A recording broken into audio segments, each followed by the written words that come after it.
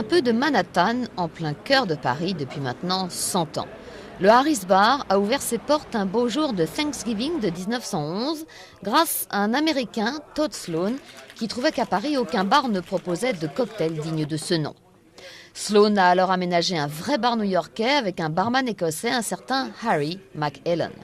Le Harris Bar est devenu le repère des Américains de Paris, dont Ernest Hemingway, Scott Fitzgerald et même George Gershwin, qui aurait composé ici un Américain à Paris. C'était un peu le QG de beaucoup d'Américains et même de journalistes. Ils organisaient leurs rendez-vous ici, dessinaient ou écrivaient leurs articles. C'était leur maison.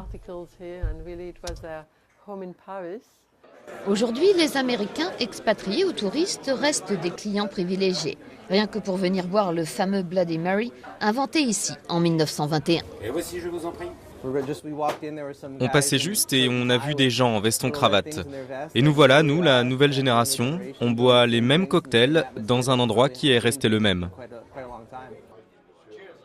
Avec les années, le Harris Bar s'est mis aussi à séduire la clientèle française, dont des hommes d'affaires qui viennent se détendre après le travail. C'est un endroit de réconciliation lorsque la fin de la journée arrive. On s'y rencontre entre gentlemen, entre femmes de bonne vie. Et il y a toujours un grand moment à partager. Il y a des habitués, il y a des visiteurs occasionnels. Rien n'a bougé au Harris Bar, qui est resté le même depuis 100 ans, sans doute la recette de son succès. Ce n'est pas un lieu à la mode et c'est pour ça qu'il ne sera jamais démodé. Et il devrait encore être là pendant au moins les 100 prochaines années.